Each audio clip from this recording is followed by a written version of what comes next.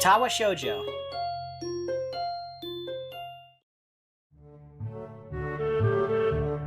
I feel very tired this morning, probably because yesterday itself was a very tiring day. On top of that, I woke up far earlier than necessary. After saying hi to Shizune and Misha, I start doing the work as instructed from the board. It already looks like today is going to be heavy.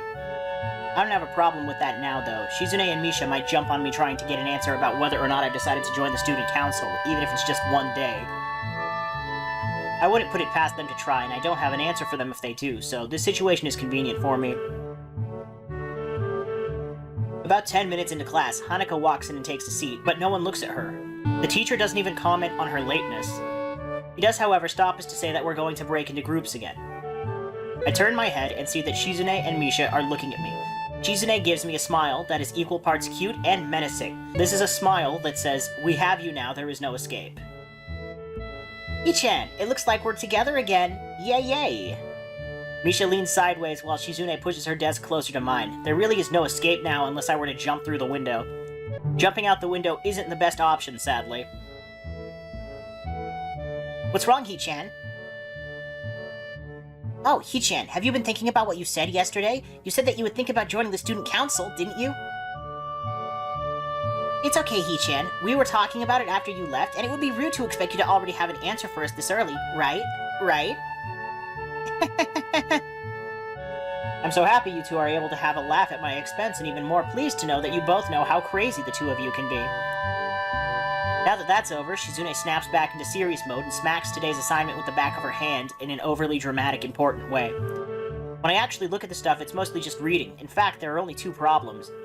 I almost want to say something about how her rush to get started seems a bit much considering the small amount of work. In fact, Shizune probably knows how little there is and simply doesn't care. Yeah, it seems like the workload doesn't matter to her as much as the fact that there is work. The actual amount is unimportant. She approaches everything with the same level of ambition. While I'm reading, I let my eyes wander around the room and catch Hanako trying her hand at solving the problems. It looks like she's working alone. I can't remember seeing her working with other people before. Thinking back to how shy she is, that's understandable. Hey, that girl over there. Huh? Who, Hichan? Her, Hanako, over there. Does she always work alone? I think so, Hichan. Do you feel sorry for her because she's all alone? I was just thinking that maybe she could work with us or something. No, I don't think that would be a good idea, Hichan. Why not?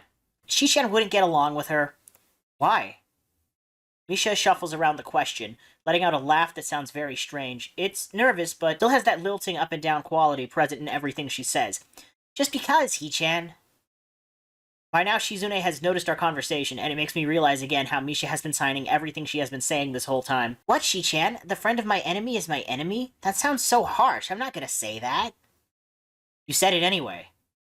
I know, Hichan. It's fine if you overhear. I wonder if this is Misha's way of keeping things fair, since without her, I wouldn't be able to understand a thing Shizune is saying, and vice versa. Is that also why she signs all the time, so there is never a conversation Shizune will be left out of?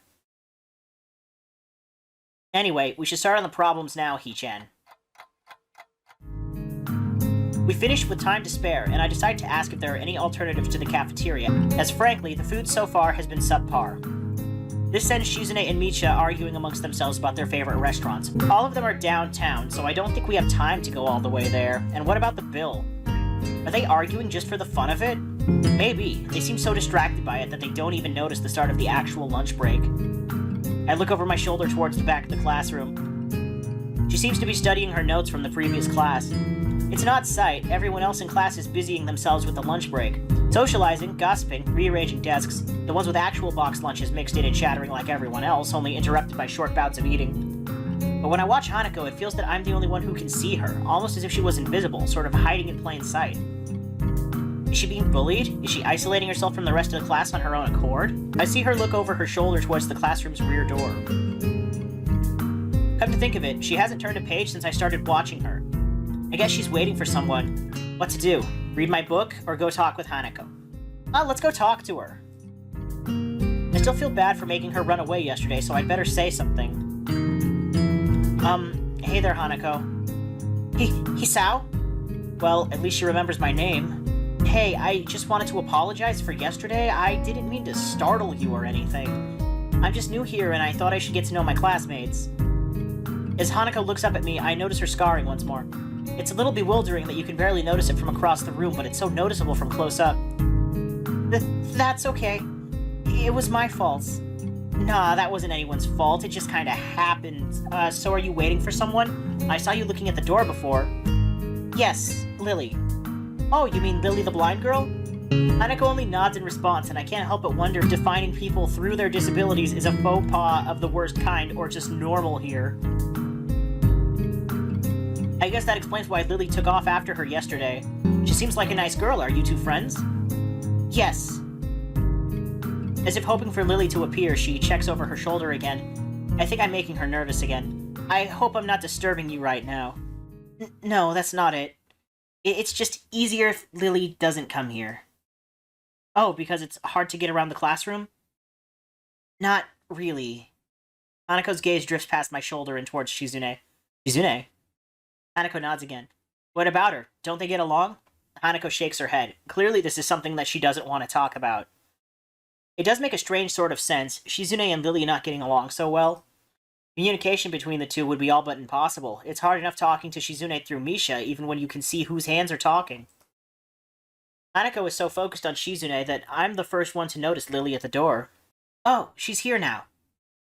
Hanako spins around to confirm this. Upon seeing Lily, she moves quickly to the door. Lily.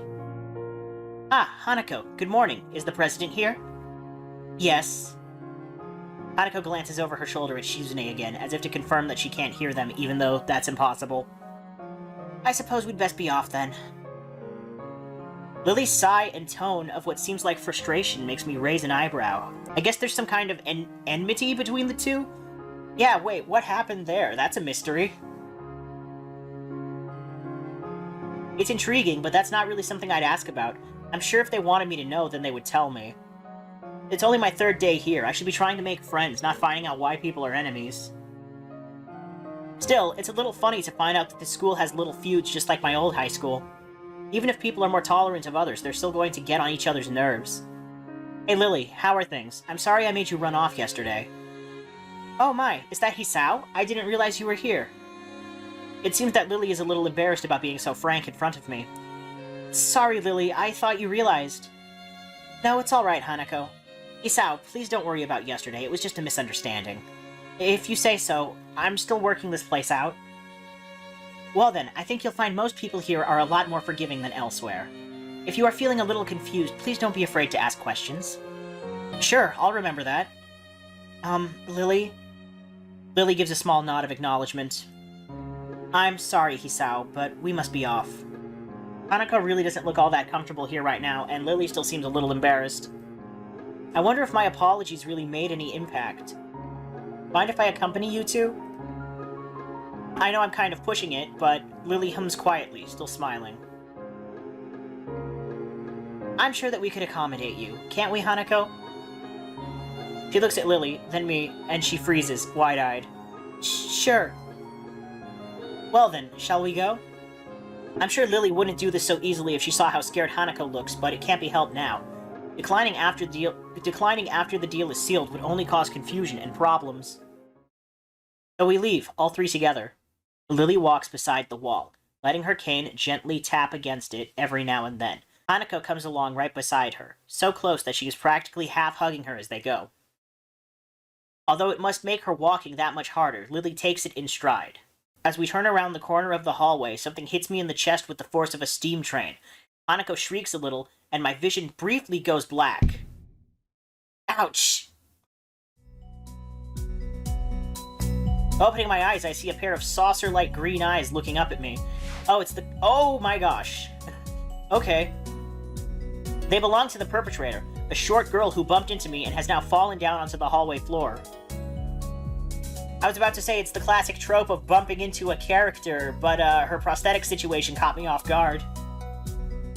She wears a PE uniform and a very worried frown. The former strikes me as a rather strange thing to have on during a lunch break. More striking than that, though, is the fact that she doesn't have legs. You don't say, Hisao. Or she does, but they are not flesh and bone. Her pale and very much flesh and bone thighs end in shins and feet made of some black metallic or plastic-like material.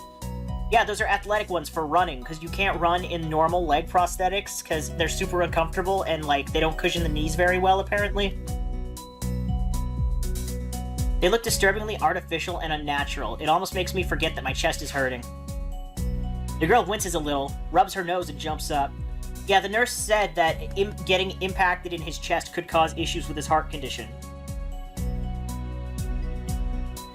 Aw, man. Hey, are you alright? I'm sorry about that, really. I wasn't looking where I was going and you just came out of nowhere. Sorry. She's looking really apologetic in the hurt puppy way of looking apologetic. I quickly forget about being angry or anything since hurt puppies are my weak spot. It's okay, don't worry about it. Ugh. I say that, but there's a stinging pain growing in my chest, and I know that this is about the biggest possible danger for my condition. Don't overexert yourself, don't forget your medication, and most of all, don't get hit in the chest. I try to rub my solar plexus to chase the pain away, holding my breath in an attempt to hear my heartbeat.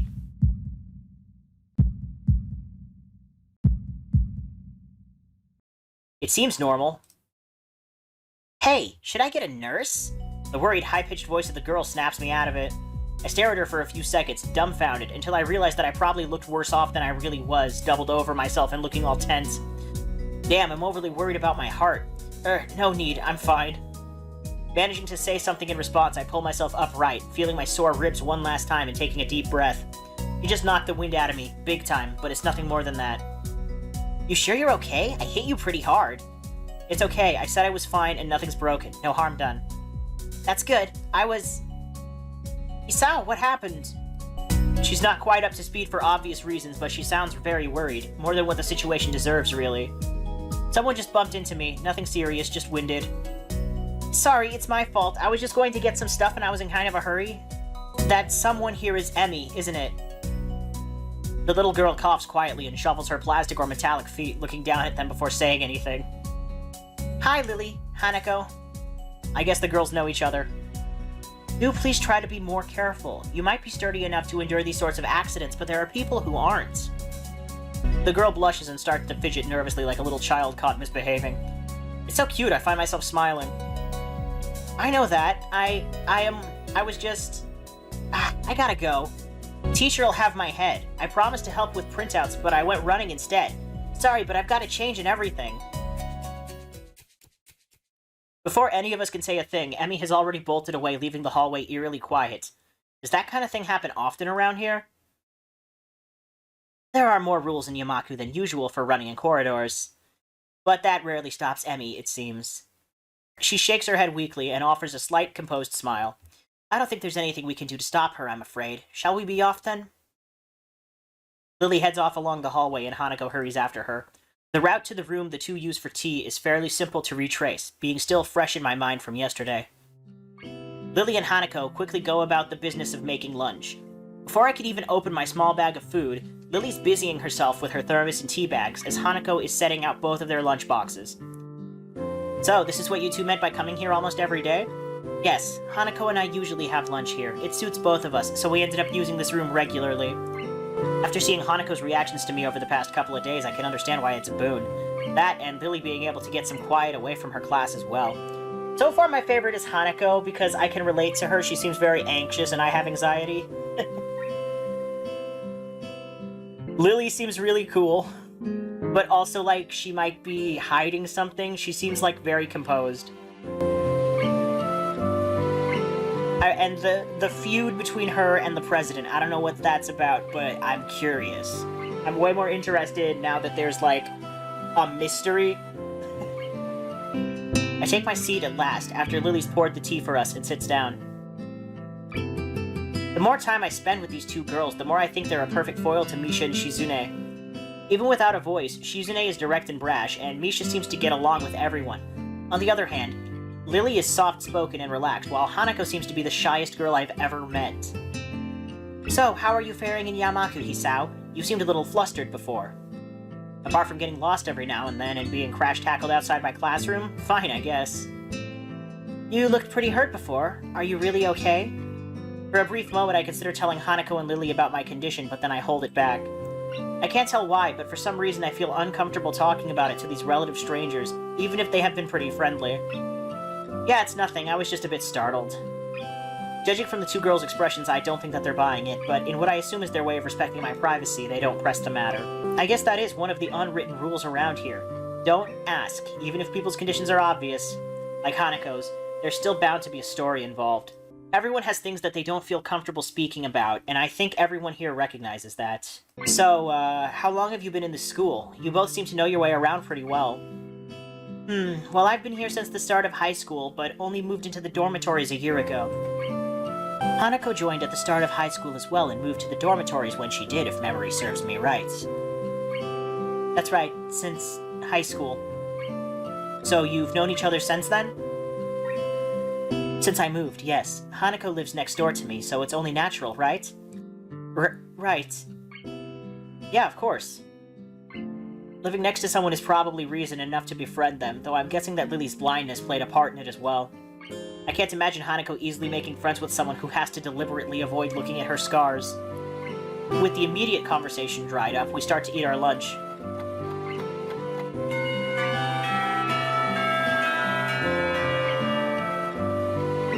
It isn't long before the bells are signaling the end of break. Like me, the girls pack up their lunches as efficiently as they set them out. I guess I'd better be off. Are you going to go with Hisao, Hanako? Hanako looks up at me, and for a second I can see that she is considering skipping class, maybe just to avoid walking to the classroom with me. Yes. I don't know what to think of it. Hanako really is delicate to the point of breaking if looked at in the wrong way. It makes me a bit nervous too, but I push the feeling aside, trying to be as natural as I can. We should hurry then. Class has already started by the sound of it. Lily gives a nod of farewell as she bends down to take her cane, Hanako and I filing out before her. We walk quickly down the empty halls to our respective classes. As we reach the door to Lily's 3-2 classroom, she turns towards me. Hisao, thank you for sharing lunch with us today. My pleasure, Lily. And with that, we part ways, Lily entering her classroom and leaving Hanako and me to make off to our own, still looking like she wants to run away. So, do you really want to go back to class now? Yes. Okay, then. I feel like I should say something more to her, but it's hard to come up with anything that would be appropriate and safe enough. And Lily was right. The more time we spend out here, the more explaining we have to do. I open the rear door to the class and walk in. The teacher looks up at me and opens his mouth to say something. However, as Hanako follows me in and closes the door, he simply nods to us and continues his lecture. This is the third time that Hanako has had her truancy practically ignored. There's definitely something going on there. We make our way to our seats, and I notice that Misha and Shizune are both missing as well. I wonder if it's some form of informal agreement with the staff, or if it's a perk afforded to the unique students at this school. Trying to make as little disturbance as I can, I extract the relevant textbooks from my bag and start catching up. The class goes on quietly. The teacher seems like an okay person despite the weird first impression I got, and the material is relatively interesting. However, the way he teaches is really bizarre. It's as if he expects that everyone is a natural genius. When the final bell sounds, I realize that there's still a lot of time left in the day, and I'm left wondering what to do. It's odd, at the hospital I had 24 hours a day of free time, but here, filling the considerably shorter hours feels difficult. Everyone else leaves, and I'm left alone with the teacher. Misha is examining the assignment sheets we were working on earlier, marking them with a red ball pen. Raising his eyes from his papers briefly, he notices me and furrows his brow. What is it, Nakai? I jump at him addressing me. I guess it's natural to spark some conversation since there is nobody else around. Nothing. Thinking about what I'd do after school. The teacher slowly puts the cap on the pen he is holding and arranges his papers into a stack, clacking it against the desk twice. He seems very methodical, and for a brief moment I'm reminded of Shizune, but the teacher is more unhurried and relaxed, much more routine. You have no plans? No, I considered joining a club, but I don't know what kind of club would interest me. Go observe a meeting of someone else's club. Might pique your interest. I guess. But I don't know how to continue from here. Misha looks at me in a way that makes me quickly want to take the words back to avoid a conversation. But I can't, so I have to forge ahead. I just don't know how to deal with people. I mean, the other students. I'm talking to people and everything, so it's not that I'd be isolated or anything. I just don't know what to think about the disabilities. It's like, it feels that I'm being impolite if I pay attention to them, and it's weird to ignore them. Damned if I do, damned if I don't. The teacher scratches his cheek absent-mindedly, looking very unresponsive. These things are only an issue if you make them one. You can talk normally with someone, even if they are blind or something. Try to look behind the superficial. There's not a single student here who isn't just a normal kid behind whatever they may seem at first glance. He says the same thing as Yuko did. I know they're right, but it's hard. How can you not consider, for example, Shizune's deafness, when the only way to communicate with her is to talk through Misha? Or Hanako. It's not like you can ignore her face. It's not about not considering it. It's about being considerate by not making a big deal out of it, right? Or Hanako. It's not like you can ignore her face.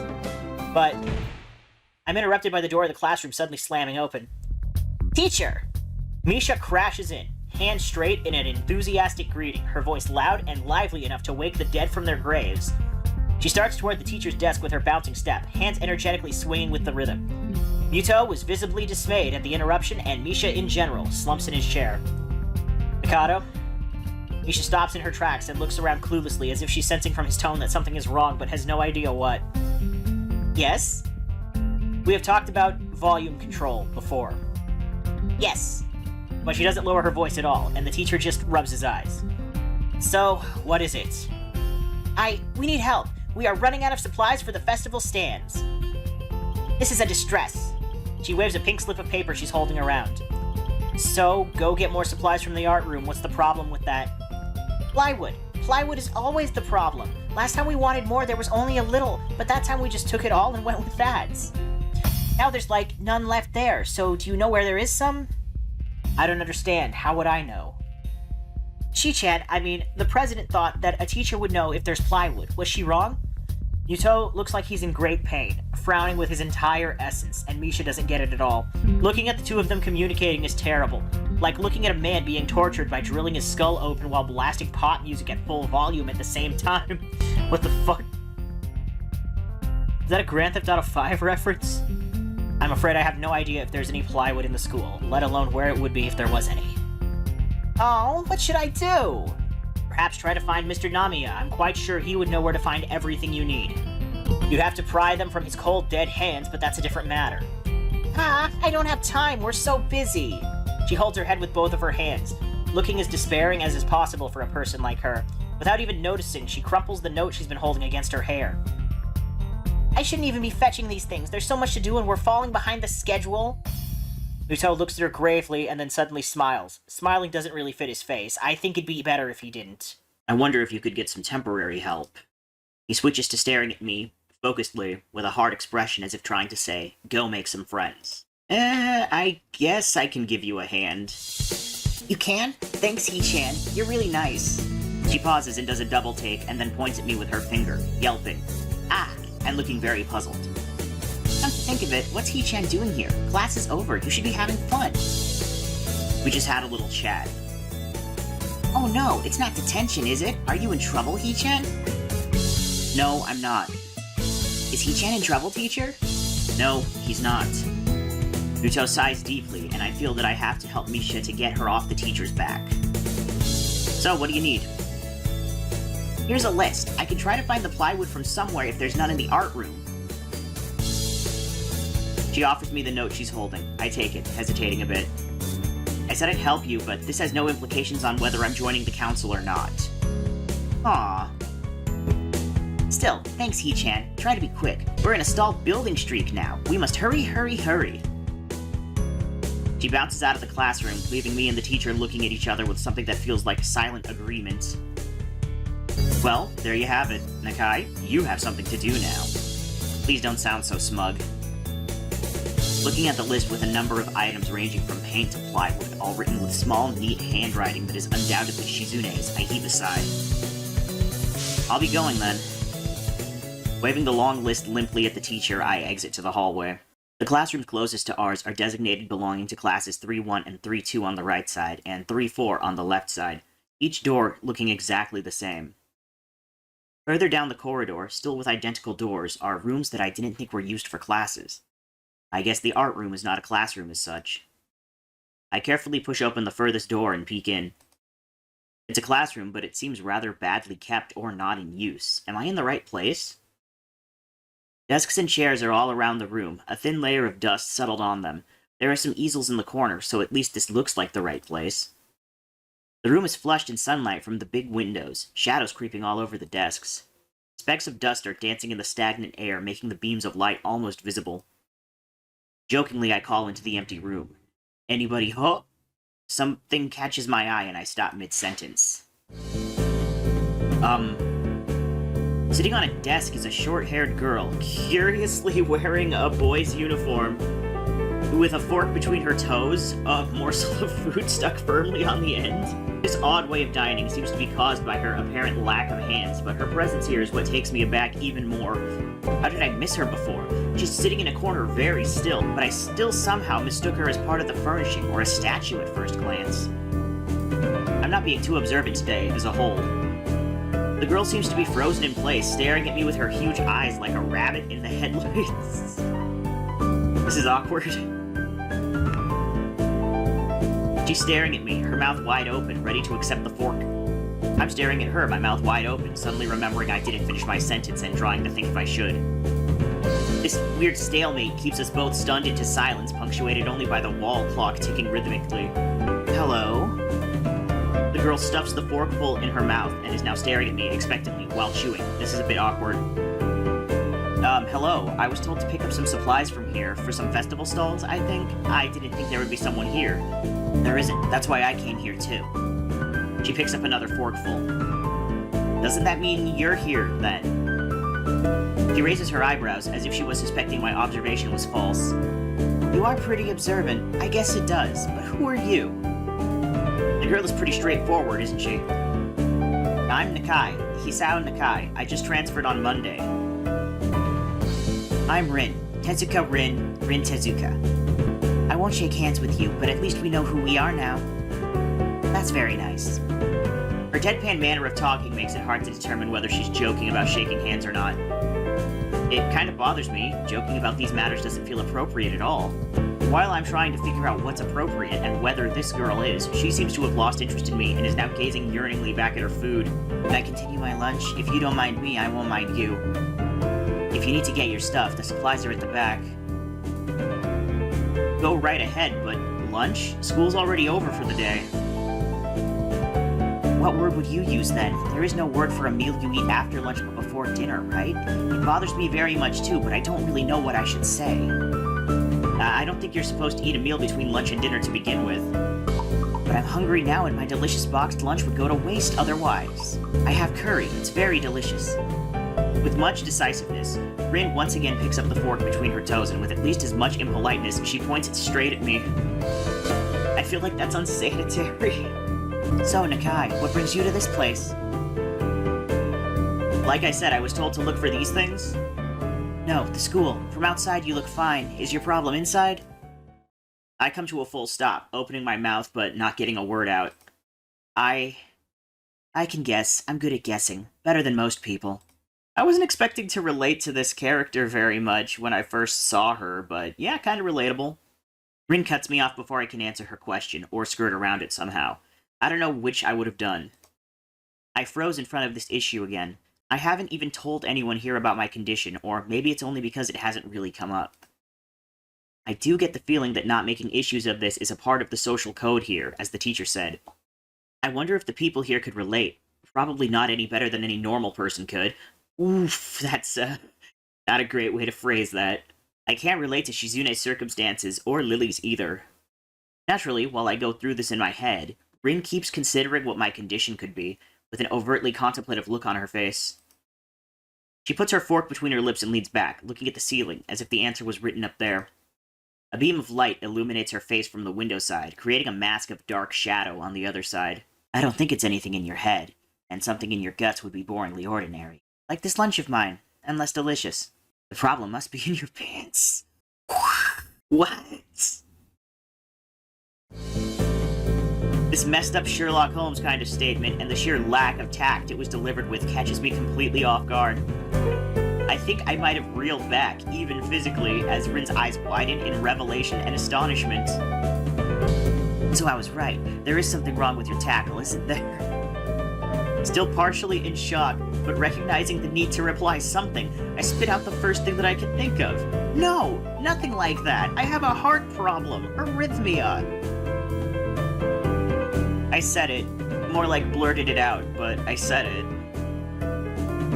The girl in front of me purses her lips together and glowers at me, looking very disappointed. How boring. Trouble in the pants would have been much more scandalous. What's with this reaction? I'm sorry to let you down? I forgive you.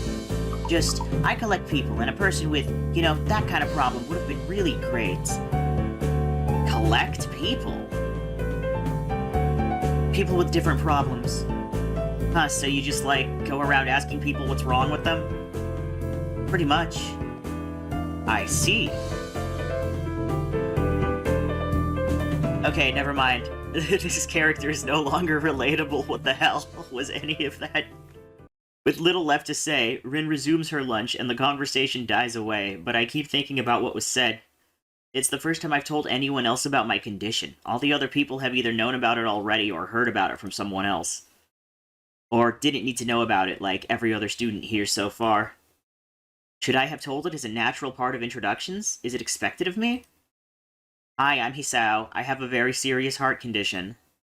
Is that how I'm supposed to go around introducing myself from now on? As if our disabilities would define us? What a disgusting thought. Or maybe this Tezuka girl just has an unnatural interest in such things. As I walk to the back of the room to pick up the items on Misha's list, a chance opens to study Rin from the corner of my eye. Her hair is a burnt auburn, almost orange, and cropped short. Long hair would probably be impossible with no arms. The boy's uniform and the lack of arms make her look very thin, almost scrawny. She's not particularly pretty except for her murky green eyes, which, wow, why don't you tell me what you don't like about her? She's not particularly pretty except for her murky green eyes, which flicker restlessly from below her short bangs, even when she eats. The distance and the shadows make it seem like they don't reflect sunlight at all, but instead absorb all of it within them like deep wells. She moves her feet almost deftly as a normal person would use their arms. Can this dude please stop referring to non-disabled people as normal? It is super, like... It's a very rude way to say that. However, I can see how this sight could discomfort people, especially while eating. It makes me feel a bit uncomfortable, at least. I hesitate to think about the word unnatural, but it's too late now, isn't it? Yeah, a bit. I keep searching the cabins and shelves for Misha's things, but after enough time passes, the silence grows too uncomfortable, so I try to force some conversation out of this strange girl. I mean, to be fair, I guess Rin is abnormal, but not because of her arms, just sort of because of her personality. So, do you always eat alone and this late, or do you get the occasional visitor? Visitors. Maybe you are my first occasional visitor, but I don't always eat alone either. Sometimes I eat with a certain person on the roof if she's not horsing around. Horsing? She likes to do sports. Oh. And that's all I can think of to say. Both of us fall silent again as Rin forks the last bits of her meal into her mouth. I look down at my haul and double-check it with Misha's list. Seems like I have everything except the plywood. So I think I have all the things now. That's very nice for you. Don't feel obliged to stay. I was about to take a nap anyway. You need to do whatever you are going to do with that stuff anyway, right? Or perhaps you'd like to watch girls sleeping. I'm not sure what to make of this, but Rin looks serious. Even if I did, I think I have to be going. I'll catch you around, Tezuka. You can call me Rin. I feel that our relationship is at this point good enough to warrant this much. I was already turning to make my exit, but she draws me back in. Fine then, I'm Hisao. And you are... Rin looks at me hard in the eyes, but that intimidating feeling you get when someone stares at you isn't there. It's like she's actually not looking at me at all. She blinks a couple of times, and I can't figure out why a pause like that just popped between us out of nowhere. See you later, Hisao. There's something like a tiny smile there in her face, maybe. I quietly back out of the room. As I shut the door in front of my face, I whisper to myself, what an intriguing person. From inside, I hear a muffled sing-song voice. I heard that... What did she hear? I jump at the sudden appearance of Misha, who I had not heard approaching despite the completely empty hallway. Somehow, she had gotten to jumping distance of me without making a sound. Creepy. It briefly reminds me of Kenji's nutty theory about a global feminist conspiracy, but I push that thought aside. Shizune, standing slightly behind Misha, looks aloof, as she couldn't have heard the remark that drew Misha's attention, but Misha is visibly excited. No, wait, more importantly, who is in there? There's no club meetings today. She tries to curiously peek past me, even though the door prevents her from seeing anyway. What are you doing here? You took so long that we had to come check what was wrong. That's no good, Hee-chan. She wags her finger at me scoldingly.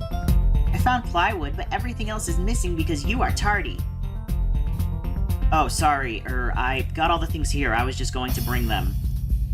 I think you were up to some mischief, Hee-chan. Who was in there with you, I wonder?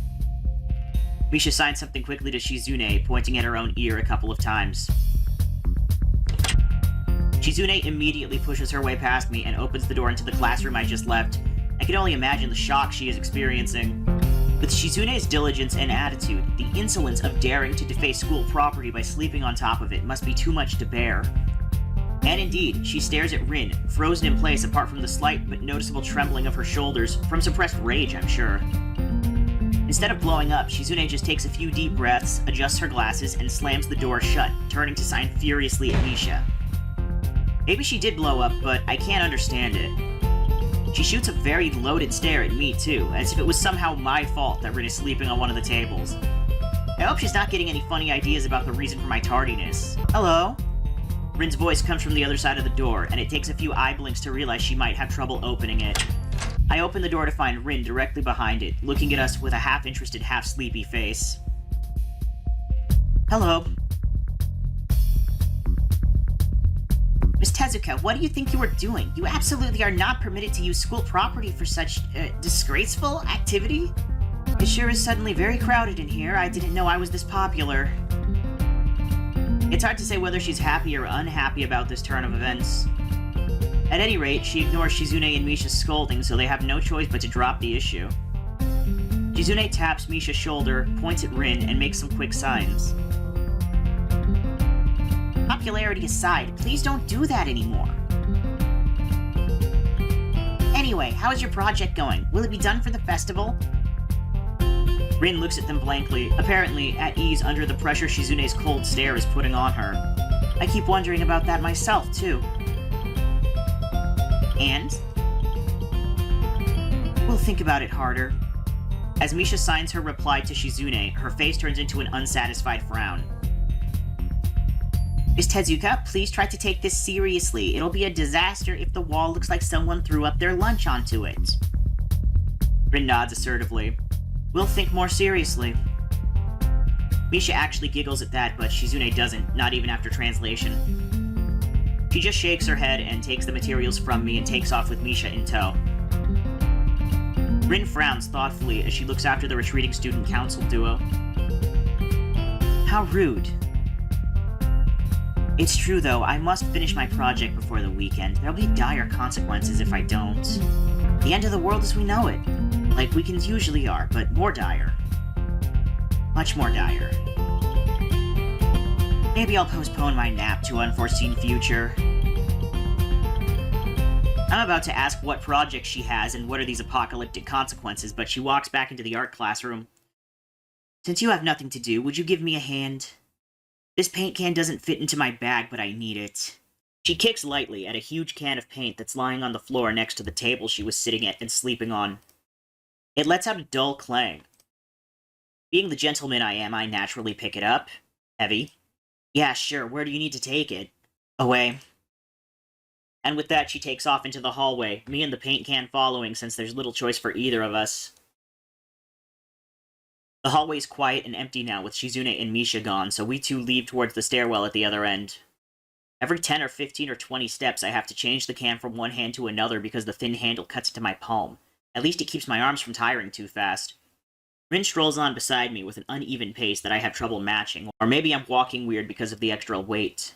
It seems one of us is constantly walking too slow or too fast, and I can't figure out which. 2 flights of stairs below, trouble appears in the form of the head nurse and his fox-like grin. Ah, Mr. Dakai, what a happy coincidence. Tezuka too, of course. He nods courteously to Rin, who does not acknowledge him back, and then turns to me because obviously it's me who he has some business with. There is something I forgot to mention on Monday. I nod and wait impassively because I can't even begin to guess what he forgot. The feeling of the handle delving deeper into my skin doesn't make me feel enthusiastic about this interruption either. And why don't you set the paint can down? It's about your medications. Since you haven't been that long on your current medications, there might be some unexpected side effects, which might require adjusting dosages or even changing to another kind of medication. So, we will do a few tests regularly, but what I'd want is for you to keep an eye on everything with your condition that feels off, if you get what I mean. Nausea, headache, anything, and come see me if something happens. Alright. So how are you? Everything fine? I give up and drop the can to the floor before answering him. Apparently this takes longer than my biceps can handle. I'm about to say something generic as an answer, but then I realize how often I've done that lately. Other people have asked me that too. Teachers and students here, my parents, visitors, nurses, doctors at the hospital. Everyone seems to be concerned about that. It's natural for a hospital, not so much for a school. Except this school. This is a small school, and both the student base and the faculty seem to be very tightly knit. At least that's the feeling I'm getting. And this is not the kind of school that gets transfer students too often. The thought sends shivers up my spine, but I give a generic answer anyway. That's great. Also, one other thing. My sources tell me that you've been at neither the school track nor even the pool, so I'd like to know if you have taken up exercising, as I asked. Of course I haven't, but his way of inquiring gives me the feeling that I should have been running my ass off on the track since the very first day. You have people spying on me? Not as such, I just happen to know a few people, but that's not the issue here, so don't try and slip out of it. Well, I was actually just doing some improvised weightlifting as an exercise. I pick up and lift the can up and down a few times like some sad imitation of a bodybuilder, even though it's weighing down on my arms painfully. The stupid grin disappears from his face for a second and then comes back like it was never gone. Hizuka, would you give us a second? The nurse grabs me by the shoulder without waiting for Rin's permission, which he didn't need in the first place, and drags me aside. When I told you to exercise, I wasn't joking. I understand that you are still on your first week and all, but please don't ignore the importance of this. The reason I'm coming down this hard on you is that habits are not easy to form. The more you slip and postpone, the harder it'll be. It's the same with everything, like dieting. Can you promise me to be more serious about this from now on? Yes. Yeah, I promise, definitely. He studies me for a moment and then shrugs, smiling again. Okay, that's more like it. If you go to the school track tomorrow morning, you'll meet my spy, who probably has no qualms of offering consultation to you if you want to jog a bit. Consultation? See you around. He leaves with a wave of his hand and no answer, and I walk to Rin, who has been waiting idly leaning against the hallway wall and staring at the pale light fixtures in the ceiling. Even when I approach, she doesn't move her eyes off of them. Are you getting medications for your heart thingy? Were you listening? It comes out more accusatory than I intended, accidentally lashing out on her. But even so, I don't really want to start talking about it. I just met her. I don't know her. It's not her business. The nurse seems to be happily ignorant about confidentiality, too, talking about that kind of thing in public. But it's not Rin's fault, is it? I look up at her, suddenly feeling a bit guilty, but Rin is just staring past my shoulder quizzically, her head tilted like a bird's. I don't know why this is so hard for me. It feels like there's some inexplicable lock that prevents me from being more upfront about this. Yeah, they're for my heart. Will they make you better? No, not really. They just make me a little less worse. Rin keeps looking at me for a while longer, and she neither says anything further nor displays any kind of emotion I can discern. I'm thankful that she doesn't. I think I'm still not quite used to all of this. At the hospital it was easy, but I still haven't sorted my feelings about having to live a normal life with this disability. We leave the main building, and Rin leads us onwards towards the dorm. We stop at the small patch of greenery in front of the dorm building. The dorm is built on a slightly elevated ground, with a wall and a few trees that everyone has to circle around every time they come or go. It's probably the only inconvenient design in the school. The entire wall, made of the same kind of bricks as the building itself, has been covered with some sort of painting. Most of it is still mere sketches, quick lines drawn with black and white against the gray plastering that covers almost the entire length of the wall, but some places look a bit more finished. There are human faces and legs and hands. I can't quite say what the painting as a whole might portray. Stacks of what seem to be paint cans are arranged in piles on the ground beside the wall. See, the left side is hardly off the ground yet. It's because I couldn't get into the mood yesterday, so I gave up and went to meditate instead. Then it was suddenly morning. I have to work on it, but the guys from art class are helping with the negative spaces and the base surfaces whenever, which is a problem. It's easier to paint big areas if there are a lot of people with hands. The reach is better and it's faster too. She goes on a tangent of a tangent, waving a little with her arm, or whatever of it there actually is, to demonstrate, even though I got the point already. The white cotton of her sleeve flaps around, and it makes me think it could look sadder than it does. But it makes me feel out of place, like almost every tangible reminder of the student base's special properties has in the past few days. This girl doesn't notice my dreary feelings, of course, or the fact that she lost me a while ago already, and just keeps on blabbering. So that's why I'm trying to figure out if this is something I need to figure out, and then figure that out before it's too late and all hope is lost. Why would the hope be lost? Because paint has to be painted, and then it has to dry, and then it has to be painted over with another kind of paint. It takes time. She finally stops, apparently thinking she made some kind of a statement that makes sense.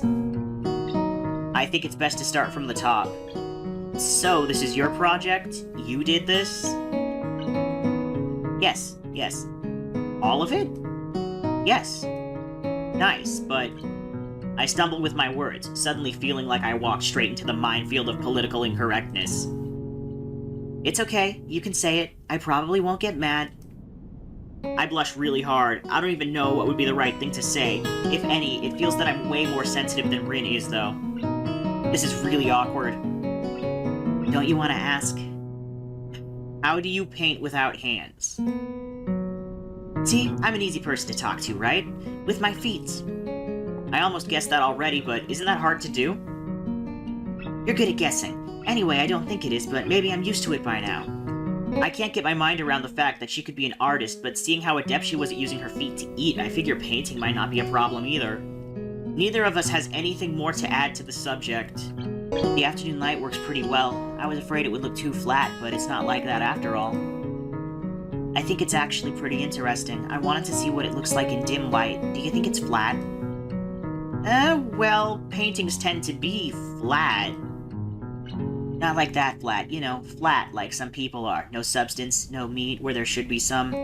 I know a few girls who... Okay, I get it, but I couldn't really tell. I'm not that good with art. I can't name any artists or artistic terms, so I don't really have anything to say. Rin shrugs her shoulders at that, saying, "Suit yourself," without saying it, and looking up at the sky as if trying to look for something up there. I didn't think I'd get any actual work done, but if you give me a hand with the paints, I could do a little bit before it gets too dark. I wanted to get a halogen lamp like the ones they have at the sports track, but there aren't any. Rin sure is quick to recruit my help, as was Shizune. It really makes me feel that the festival is such a big project that every pair of hands is needed. Why not? I'm not really sure if I can be of any help, though. It's just mixing some paints. You can do that, probably. Do you have motor control problems, like, you know, those people who have some? Cerebral palsy, maybe? Not that I know of. I get it. Heart thingy has nothing to do with that. She gives me a sly look for no reason.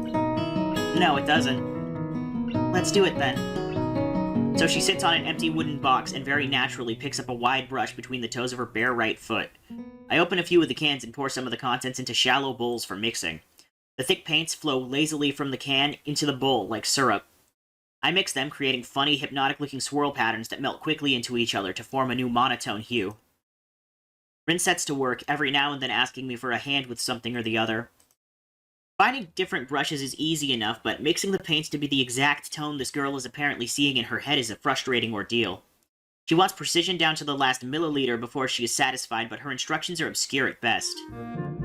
Add half a splash of green. I crouch down to pick up the can of bright green. The other green. This green. I carefully pour some of the other green paints into the mixing bowl. No, that's almost a whole splash. More white. Is green a good color to add? No idea. You're the artist here. A hint of a smile appears in the corners of her mouth. Do you lack an opinion? No, it's just that I have no idea. It's okay, because I just got an idea. Add more white. With this exclamation, I pour a minuscule amount of white into the bowl and mix it. It looks slightly whiter. That's not good. It has to be like the color when you wake up and you know that you saw the meaning of life in your dreams but can't remember it. Maybe it's yellow. Despite the impossibility of mixing a color like the change of seasons or any other nonsense that's being imposed on me, I find myself enjoying it more than I thought I would.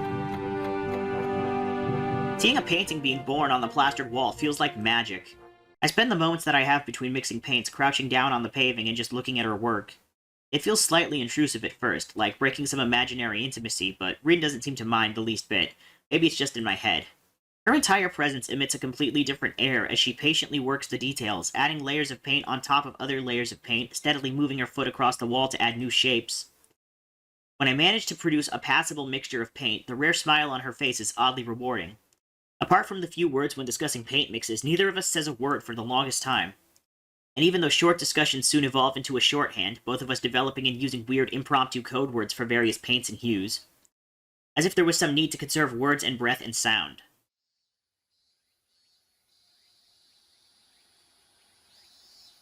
We stay there late into the evening until it becomes too dark to paint properly.